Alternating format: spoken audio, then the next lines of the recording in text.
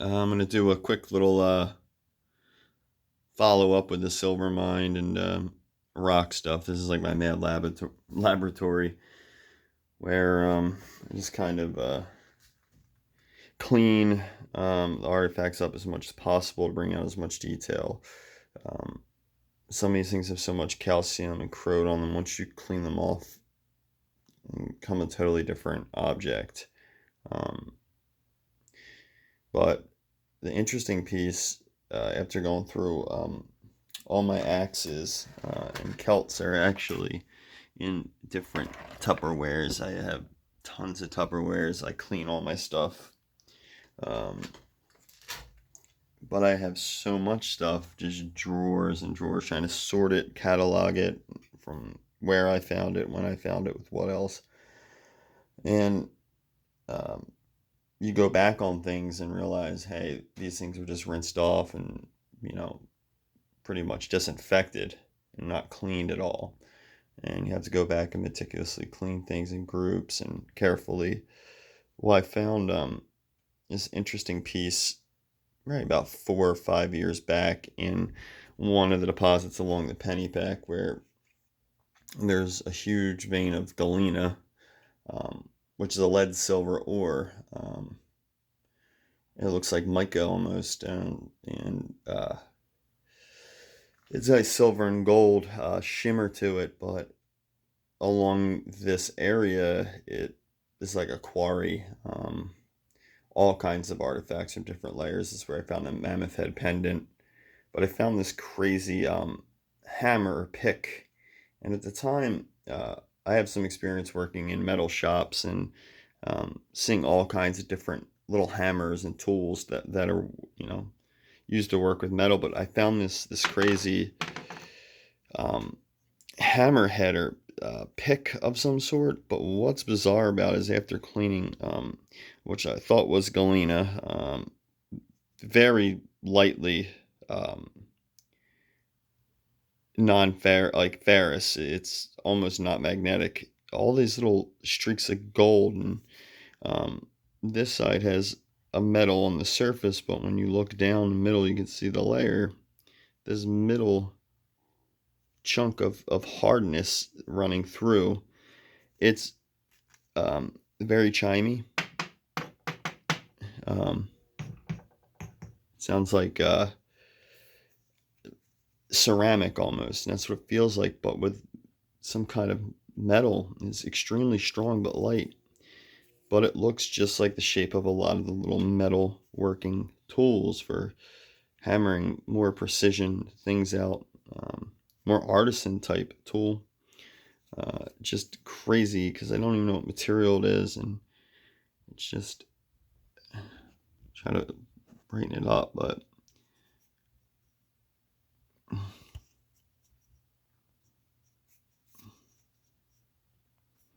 it's got these little black beads, which I thought were iron ore, but they're not magnetic. Almost looks like platinum or some kind of nickel. I'm not real. I know a lot about geology. I had a lot of that in college, but metals and ores are difficult. Some of them, like silver, don't look much like what we know silver as, and this is a giant chunk of silver. Um, and right when I had a breakthrough of where the mines were and how they were connected to the Wissahickon, but the actual rich deposits are more around the Huntington Valley area. This is all private land. You can't go digging or mining. These are surface finds in creeks and areas that um, you're allowed to, and with permission. I'm not giving away the exact areas until I make sure that, you know, they're already in protected areas, so I know they can't be dug. Um, but when you're dealing with private land trusts and debt it to the public, there's a lot of weird rules. Um, but essentially, you can't dig or break ground because of the Native American Graves Act of 2002, I believe. Um, which made it illegal for anyone to go into a mound, a burial mound. Smithsonians don't want us to know what's in those mounds for a lot of reasons. We already know what's in them, but really tall people, but we won't get into that. And I don't want to appear to have any kind of agenda. I simply want to go where the evidence leads us, and with the area being rich with this anthropological and folklore and oral tradition going all the way back to the first uh, Europeans really brought the story back, the French and Dutch, and they were here mainly after beaver. Beaver is worth more than gold. It's a huge fashion trend at the time. Just like early settlers came to this country from England and France because of sassafras was believed to cure syphilis, and the first thing they found in Roanoke was a whole bunch of sassafras. Um, Huge export, big bucks for um, Tudor England. But crazy hammer, knives of different tellurides and metals, crazy hunk of silver ore, and the map stone.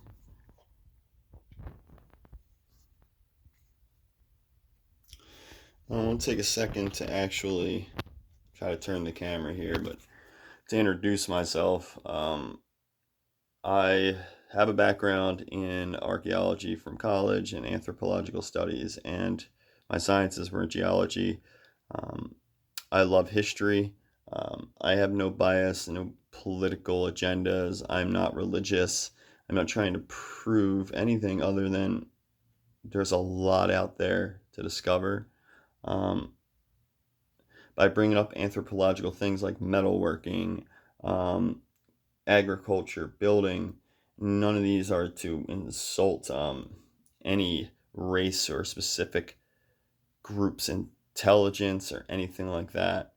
Truth is, when you're dealing with any kind of material in a material culture, you only work with materials available, and you only um, are pushed by the need to advance your technology um, under a couple circumstances. One, if you're under threat and the advancement in technology is needed to beat an opponent, like war.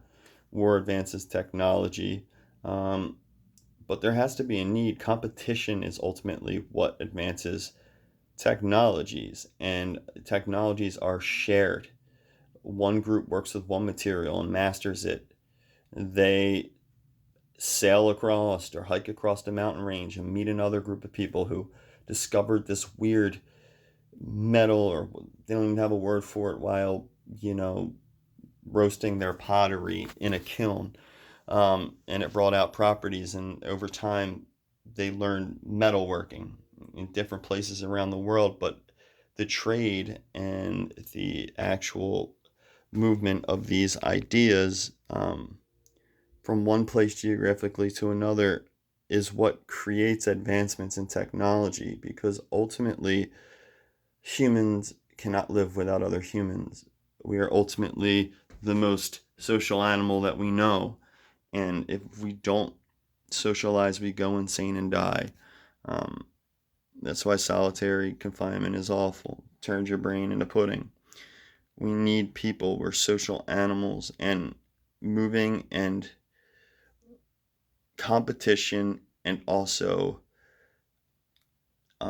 diffusion, which means one group meeting another. Just like we know that the Polynesians brought the yam or the sweet potato over to California, and they brought back chickens to Polynesia. We know it happened like almost 1,000 years ago at this point. Their uniqueness, the reason why this collection is baffling, is all this stuff that you see except this tray right here. Everything else came from a few deposits along one stream, and it tells different random stories that we have different clues that we found over time, but spanning some possible 80,000 years. When you're finding handles, wooden handles to tools that are petrified, they're at least 10,000 years old to petrify, even in the right conditions that speed it up. That's the quickest.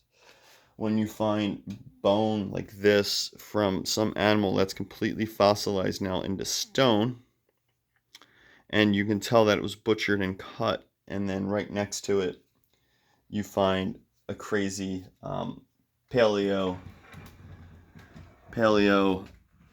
spearhead, again heat treated, bringing out, hardening the properties, which is my theory on the early beginnings. Pottery, advanced ceramics are as good as metals, and I think some of these tools are advanced ceramics that we have very little clue over. Their properties are bizarre. I don't really know how to describe them. I'm very into the study of technologies and materials, and don't mind me, the video quality is not my point in this. It's mainly just the commentary. And I wanted to introduce myself. My name is Ron. My channel is Happy Lost Souls. I do music, archaeology, and just anything I find interesting to make a video about. I hope to make a more specific video or documentary style video on the lost silver mines of Pennsylvania and their connection with the people known as the Sesquahanox. And which is a very interesting story and a brilliant people that I personally want to know more about, because they were kind of wiped out through warfare and disease. And we know that their Iroquois bloodline is half is Mohawk, and the Mohawks protected the northeastern gate up into the Great Lakes area in upper state New York. They were one of the fiercest Iroquois tribes. But the Susquehannock were only half of that genetically. The other half was this taller group of people that had different customs, such as circumcision, removal of hair. And they were apparently quite tall. I mean, even for today's standards, the men were all between 6.5 and 8 feet, and these are reports that are they're cross-verified, because you have one account from someone like John Smith and another account from his name is eluding me, a famous French Champlain, and oh god, but I can't remember the other French explorer's name, but who also encountered the people known as the Sesquahanox or Sesquahanox, or the Wyandot, the Minsquay, the Conestoga, the Minquay, the Andasti, that's what the Dutch and French called them, all describe them as tall and imperial, beautifully built athletic people that flew arrows of silver and gold and were masters in working with specifically pewter. And they used this to trade with other natives for whatever, and also they understood this group, the Susquehannock, were the first group to have firearms, and they built palisades. That's what their living arrangements were. And they buried their dead in mounds in a throne position. The leaders are buried in a throne position in mounds with a sack of seed in one hand and some kind of scepter in the other. The sack of seeds, as the leather bag deteriorated, it was seeds and arrows and whatever they invented the leader with. If he was a great warrior, it'd be arrows, but there's always seeds and to trees. And when that leather bag rotted after 100 years, however long it took to completely rot, the seeds would fall out and a tree would grow, and the roots would they would take over the body, and they would pretty much bring that person back into the earth, feeding the earth, giving back. Susquehannocks were warlike. and they got their hands on guns before even the 1600s. It's insane. When the English got here, the Sesquahanock already had cannons from trading with the Dutch, and they were trading not just beaver, but tons of silver. And this is where the stories of these mines get back. Um, but after reading a lot of archival stuff locally in my own area, and then backing it up by using the historical records about the locations and matching them with other stories surrounding the Wissahickon and the place the French called Acadia, which is now Arcadia, down near Cheltenham and Philadelphia area. Um, well, these two stories are connected. The silver and gold are just in a stream, another huge watershed. But these watersheds are linked. The Wissahickon and Pennypack are linked, and this is where this silver came from. This big chunk of silver was found on in a tidal stream. So if you find something and it's not a grave good or it's not protected by anything, you're welcome to take hobby finds. This is a giant chunk of silver, and there's also some mineral interaction going on, creating cobalt. There's little streaks of blue cobalt through this big hunk of brownish gray silver. This thing weighs over 10 pounds easily. And for its size, like for instance, a rock similar that has none of this in it, in size, probably weighs a quarter of that. So yeah, it's crazy when you find all the artifacts that I found made out of different silver and amalgamations of ores. Some of it's so old that it was almost rudimentary or just ceremonial based on the color or the properties of it. And then you start seeing people working with it more advanced. But I believe the reason that Sesquahanox learned this information is the other half of them had a Mayan connection, but a connection to the Hopewell culture or the Adena, the mound builders, which I believe were just an offshoot of the Mayans. They both died out at or broke apart. Their civilizations both fell at the same time period. Their rise happened at the same time period. It's right up the main river, the Mississippi, that would connect you down into the Gulf of Mexico and give you access to South America. You have the place names out even in Western PA, out in Ohio. You have Miami, Ohio. Miami is a Mayan word meaning place of the Mayans, literally. That's why they're starting to connect the Mayans to Florida as well. The greatest Mesoamerican civilization, Native American civilization in North America, that built great cities, as we would recognize them as modern cities today, almost, and advanced cities, and seem to have an elite ruling class that they worshipped, that were bigger and buried in these mounds that dotted the landscape. But I believe when whatever a disaster, earthquake, I think it was an earthquake, Mississippi has changed direction a couple times, but something catastrophic happened, or a drought which forced war upon each other, disease, whatever happened, the Mayans fell fast and they broke apart. They didn't die off, but they went in all different directions, and I think a group of them went east over the Appalachians. They probably first went up the Mississippi, got into the Great Lake area, and came back down through upper state New York and encountered the Mohawks.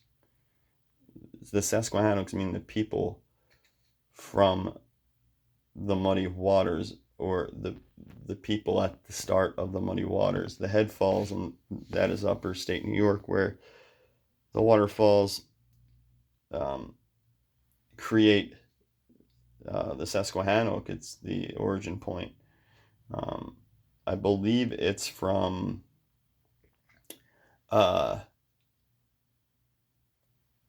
I believe it's just from meltwater, like glacial meltwater, honestly, and runoff from like the Great Lakes.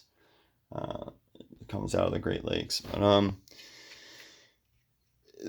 so these people known by all these different names, we're not really sure what they call themselves. We think the Wyandot was, or the Wyasak is what they may have called themselves. But the Sesquahanock, Iroquois with their language and a lot of their practices, but they did have a blackened pole. Conestoga, or people of the blackened pole, they had a circular meeting area in the middle of their villages with a long black pole. I believed it was used to help keep track of time and agricultural practices, and probably also a swinging type ritual that, oddly enough, native groups still practice these pole swinging from really high poles. It's a game of courage. Um, Warriors practice it. They hang almost upside down from a rope on top of the pole and they spin. But down in Southwest America and parts of Mexico, there are still indigenous tribes that practice the same ritual around a black pole, which was also practiced by the Adenas. So you see this diffusion of skills and traits. Also, the Sesquehannock had no allegiance. They had their own clan groups. I believe there was three major clans. There was the turtle, the beaver, or the bear, and the wolf. Um, or may have been beaver. There might have been five. I think there were five major clans of Sesquehannock that were allied, and they pretty much controlled most of Pennsylvania eventually as they pushed east and pushed all the Algonquin across the Delaware and closer to the Delaware, pushing them out of these lands for both the beaver. They captured integrated people into their group either as slaves or wives. They sailed up riverways like Vikings and stormed other palisaded Iroquois and Algonquin villages, burned and pillaged and stole and conquered. Eventually, the last of them were their downfall was really the early 1600s. They were already, or I mean mid 1600s, they were already starting downfall, because a lot of other tribes hated them too, and with all the different wars and different groups over here, the Beaver Wars, French and Indian, there's constantly all these different switching allegiances, because a lot of times it was what individual tribe, what it benefited for that individual tribe with their allegiances. So there were different allies all over the place for the European interests, and it got very confusing. And the honest truth is, it was millions and millions of people living and settling in advanced uh, communal groups. There was federations. There's the Iroquois Federation.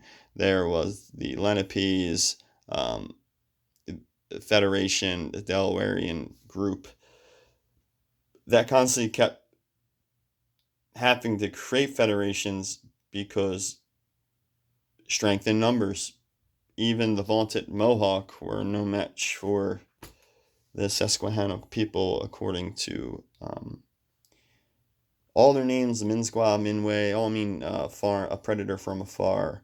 Minsway means tribes without a penis, which is what we can tie to a possible circumcision ritual that this tribe practiced. But kind of all over the place here, but just wanted to get out there that I am in no way trying to bring about any of this knowledge for anybody to spin or use as some propagated religious nonsense or some smear towards indigenous or native people's intelligence. I believe all people are equally intelligent, and we all love to learn, but what we learn, when we learn it, depends on a lot of times necessity and situation of needing to learn that task, or by value. once civilization and society starts to form, there's different value systems. Um, we start buying, trading, and selling goods and services. So, uh, but every group of people on every little spot of land, they all started in the same way, hunters, gatherers. Once they discovered cultivation or farming, then it gave them the ability to be sedentary. This is a natural societal evolutionary flow throughout all groups of people. You can see it now if you go to an uncontacted island where no one was contacted. These people are still in a stone age because they don't need anything else. It's a small group of people. They never needed to build airplanes. They didn't have enemies trying to bomb them. They didn't have great visitors that came by and traded and showed their ideas. Um, you don't know that metal is better than a stone until somebody comes along and you're cutting your meat and they cut theirs and they can just resharpen it and it doesn't fracture. It's strong, and they realize you can kill somebody quicker with it, and um, you can cut a tree down more efficiently with it. It's way quicker to make. You can do something called uniformity or mass production. You can make molds. Um, this material, when introduced with a Stone Age culture to a metal culture, it's almost like you found something given to you by a higher power. And once, one group may not want to share how it makes what it makes with another group, but it might want to trade it for something the other group has.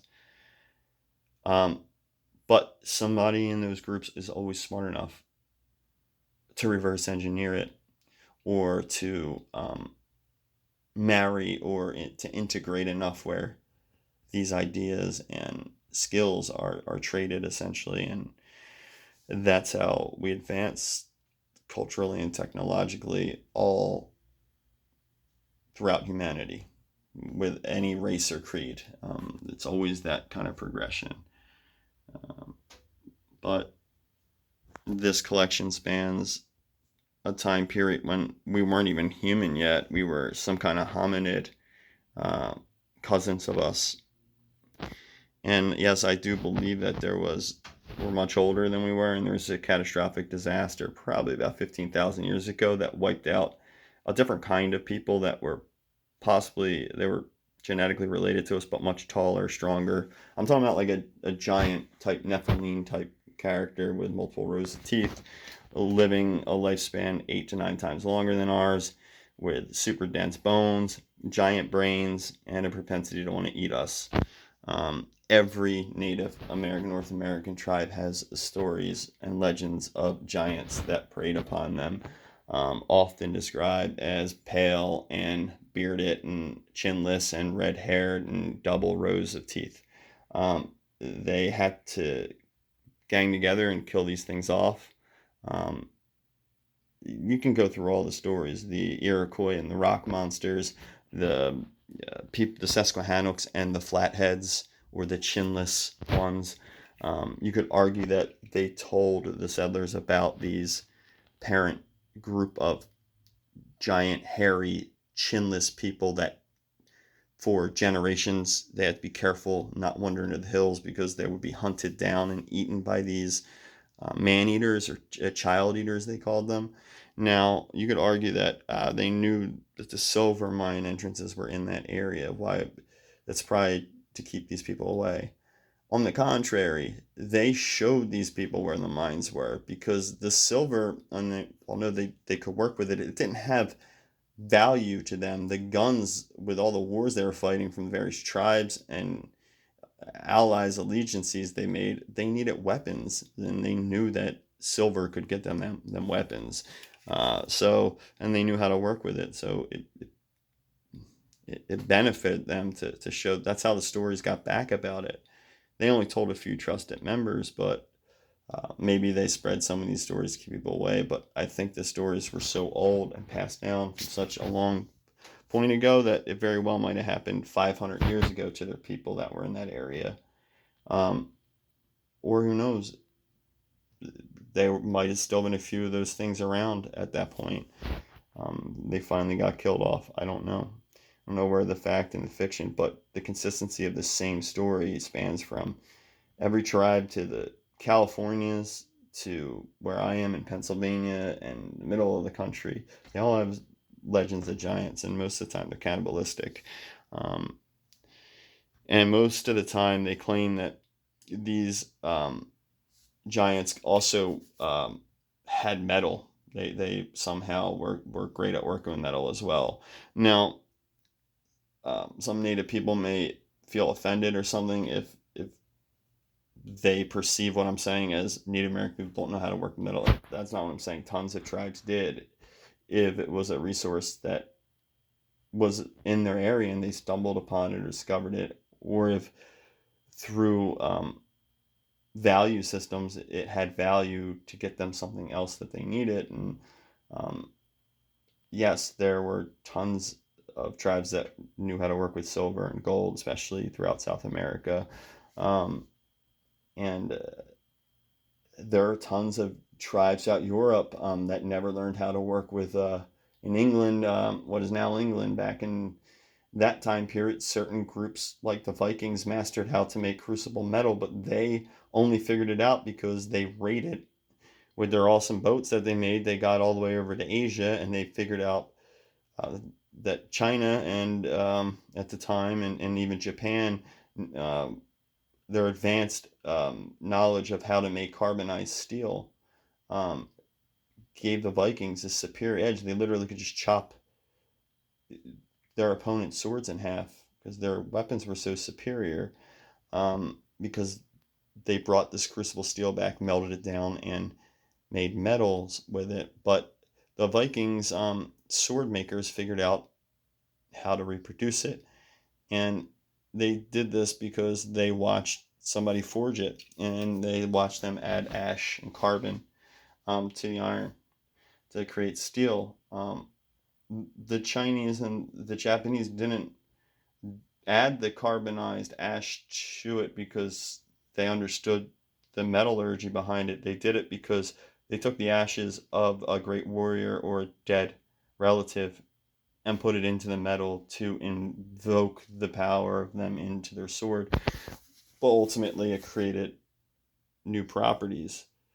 So you say, all right, well, it just makes the metal magic when I put the ashes of my warrior relative or father or grandfather into the metal. It gave the metal the powers he had in life. Um, and you see, that's the same thing the Vikings started doing. They would either kill a bear, the fiercest animal in their mind, take its ashes, put it in there